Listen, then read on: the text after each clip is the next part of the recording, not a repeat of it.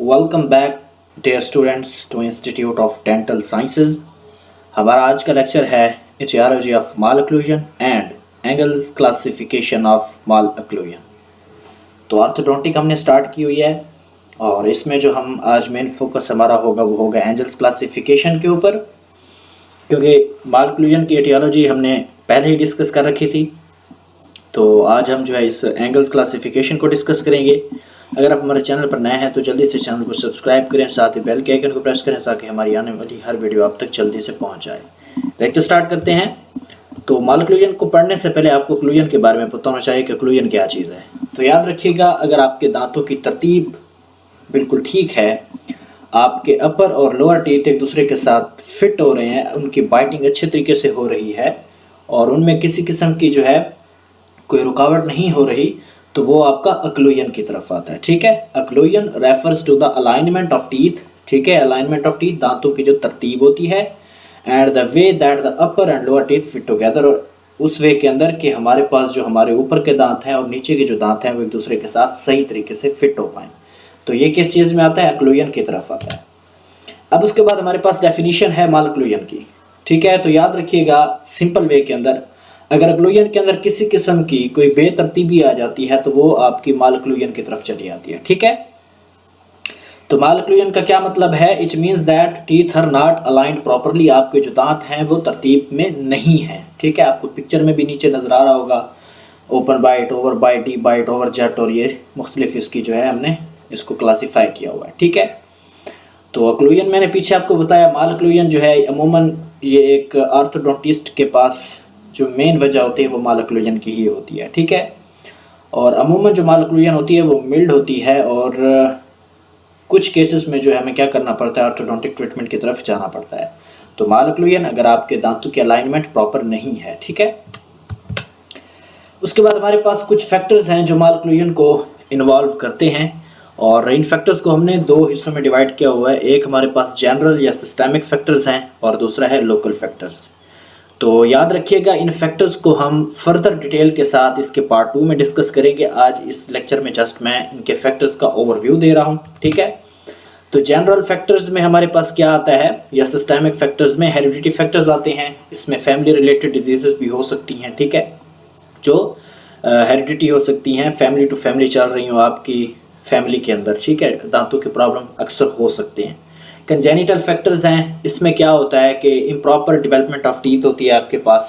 Congenital यानी कि पैदाइशी तौर पर जो है आपके दांतों के अंदर उसकी डेवलपमेंट जो है, उसकी बड फॉर्मेशन जो है वो इम्प्रॉपर होगी। ठीक है, उसके अलावा आपके पास इन्वायरमेंटल फैक्टर्स आ जाते हैं और इन्वायरमेंटल फैक्टर्स में हमारे पास ट्रामा आता है। ट्रामा में हमारे पास प्री नेटल ट्रामा भी हो सकता है और पोस्ट नेटल ट्रामा भी हो सकता है। ठीक है, तो प्रीनेटल में हमारे पास क्या है, मैटरनल डाइट वगैरह इफेक्ट कर सकती है। पोस्ट नेटल क्या होता है कि ड्यूरिंग बर्थ के दौरान जो है अगर कोई इंजरी हो जाए या आपकी ओरल कैविटी के ऊपर इंजरी हो सकती है तो उसकी वजह से जो है क्या होता है, माल ओक्लूजन की वजह बन सकते हैं।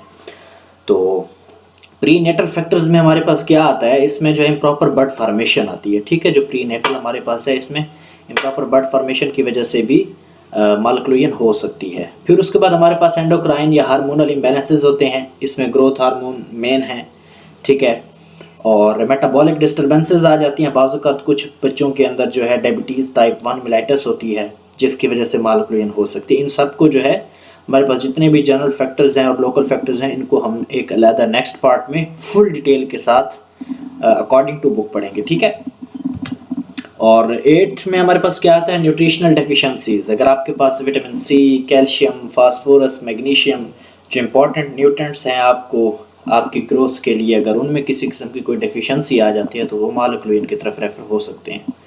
अगर कुछ इन्फेक्शियस डिजीज़ आ गई हैं, ठीक है, पोलियो की वजह से अगर एल्वियोलर बोन इम्प्रॉपर हो गई है, उसकी फार्मेशन प्रॉपर नहीं हुई, अच्छे तरीके से नहीं हो पाई, तो फिर वो आपको माल ओक्लूजन की तरफ ले आएगी। अब नॉर्मल हैबिट्स वगैरह, कुछ बच्चों में थंब सकिंग की आदत होती है, फिंगर सकिंग की आदत होती है, वो जो है ज़ुबान को बार बार दांतों की तरफ लगाते रहते हैं, तो उस वजह से भी जो है माल ओक्लूजन हो सकती है। ब्रोक्सिज्म, रात के वक्त दांतों को रगड़ने की जो कुछ लोगों के अंदर आदत होती है। ठीक है, नेल बाइटिंग जो लोग करते हैं, पेशेंट्स जो होते हैं, बच्चे वगैरह हो गए। उसके अलावा अगर आपको रेस्पिरेटरी प्रॉब्लम है, आपके पेशेंट्स को, आपके बच्चों को, या किसी भी वजह से रेस्पिरेटरी प्रॉब्लम है, टॉन्सिलाइटिस इसमें आप इन्वॉल्व कर सकते हैं। तो उसकी वजह से जो है माल ओक्लूजन हो सकती है। लोकल फैक्टर्स हमारे पास इसमें क्या आता है, अब नॉर्मेलिटीज़ ऑफ टीथ लाइक सुप्रान्यूमरेरी टीथ इसमें आ जाते हैं, ठीक है, मल्टीपल टीथ वगैरह होते हैं, अपने इनके नॉर्मल नंबर से ज़्यादा दांत आ गए, कुछ दांत मिसिंग टीथ वगैरह हमारे पास हो गए, ठीक है, तो उनकी वजह से भी हमारे पास जो है माल ओक्लूजन हो सकती है। और मिसिंग टीथ में क्या होता है, ये कंजेनिटल भी आ सकते हैं और आपके पास ट्रामा की वजह से भी दांत मिस हो सकते हैं। डेंटल कैरीज जो हैं, ये मेन काम जो है इनका डेंटल कैरीज का, ठीक है। तो उसके अलावा जो इम्प्रॉपर रेस्टोरेशंस अगर हैं या प्री मेच्योर लॉस है, वक्त से पहले आपके दांत गिर जाते हैं, उसकी वजह से भी माल ओक्लूजन हो जाती है, ठीक है। अगर साइज़ के अंदर एबनॉर्मलिटीज़ आ गए हैं, माइक्रोडोंशिया, मैक्रोडोंशिया और ये सारी चीज़ें इसमें जो है क्या है इन्वॉल्व होती हैं लोकल फैक्टर्स के अंदर, ठीक है। अब हमारे पास हमारी मेन जो आज का टॉपिक था वो है angles classification of mall occlusion, ठीक है। एंगल्स क्लासिफिकेशन में क्या होगा, इसको सबसे पहले एडवर्ड एंगल ने इंट्रोड्यूस किया था एक सिस्टम माल ओक्लूजन को क्लासिफाई करने के लिए 1899 के अंदर, 1899 के अंदर, ठीक है। और इसको उसने मीजियो डिजिटल रिलेशनशिप के ऊपर जो है इसको इंट्रोड्यूस किया था।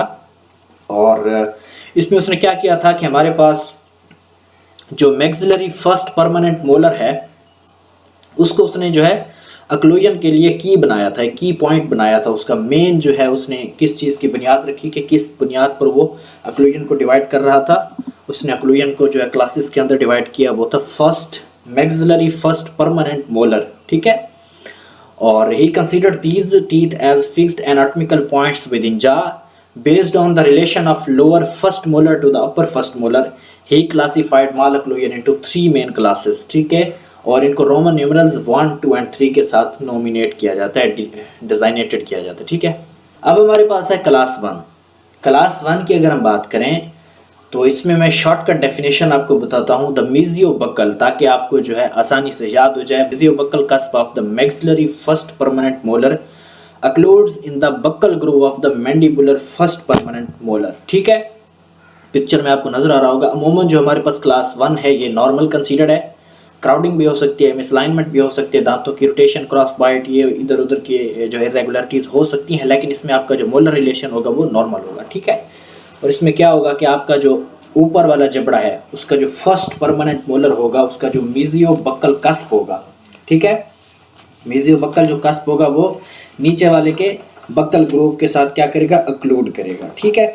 इसमें आपके जो दांत होंगे, जो रिलेशन उसका होगा वो बिल्कुल ठीक होगा। अब हमारे पास है क्लास 2। क्लास 2 क्या है, सेम वही जो क्लास 1 है, इसमें जस्ट आपने एक चीज़ को इन्वॉल्व करना है, इसमें आपने एंटीरियर का लफ्ज लगा देना है, ठीक है। The mesiobuccal cusp of the maxillary first molar occludes anterior to the buccal groove of the mandibular first molar, ठीक है। इसमें क्या होगा कि आपका जो ऊपर वाला जबड़ा है, मैक्सिलरी जो पोर्शन है वो आगे की तरफ होगा, ठीक है। उसमें क्या होगा, आपका जो ऊपर वाला जबड़ा है वो आगे की तरफ होगा। और इसमें क्या होगा, जो आपके ऊपर वाले मैक्सिलरी फर्स्ट मोलर जो दांत है उसके जो मीजियोबक्कल कस्प होगा वो आपका मैंडिबुलर फर्स्ट मोलर का जो बक्कल ग्रूव के एंटीरियर होगा, उसके आगे होगा, ठीक है। क्लास 2 को हमने क्या किया हुआ है, 2 डिविजन्स में हमने इसको जो है डिवाइड किया हुआ है, डिवीजन 1 और डिवीजन 2। डिवीजन 1 में क्या होगा, हमारे पास जो हमारे एंटीरियर इंसाइजर्स होते हैं वो क्या होंगे, आगे की तरफ होंगे, प्रोक्लाइंड होंगे, ठीक है, और ओवरजेट देंगे।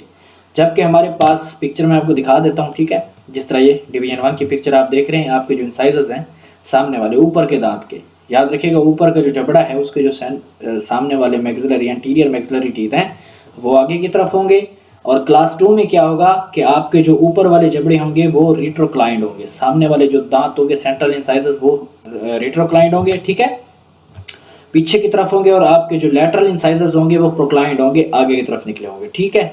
और ये डीप ओवर बाइट देंगे आपको, जिस तरह पिक्चर में भी नजर आ रहा है, सही समझ आई। और हमारे पास है क्लास 3। क्लास 3 में क्या होगा कि आपने जस्ट वही पीछे वाली जो डेफिनेशन क्लास 2 की आपने किया है, इसमें आपने एंटीरियर की जगह पे पोस्टीरियर लगा देना है, ठीक है। अगर आपके जो ऊपर का जबड़ा है उसमें जो फर्स्ट मोलर है, अगर उसका मीजियोबक्कल कस्प आपके लोअर फर्स्ट मोलर के बक्कल ग्रूव के पोस्टीरियर है, पीछे की तरफ है, तो ये आपका क्लास 3 में चला जाएगा। क्लास 2 में आपका मैक्सिलरी पोर्शन आगे की तरफ था, क्लास 3 में आपका मैंडिबुलर पोर्शन आगे की तरफ होगा, ठीक है, क्योंकि ऊपर का जो आपका फर्स्ट मोलर है वो पोस्टीरियर की तरफ है, पीछे की तरफ हो गया, और नीचे वाला जो था लोअर फर्स्ट मोलर वो आगे की तरफ चला गया। ठीक है, तो ये आपकी क्लास 3 है। पिक्चर मैं आपको दिखा देता हूँ, ये देखें।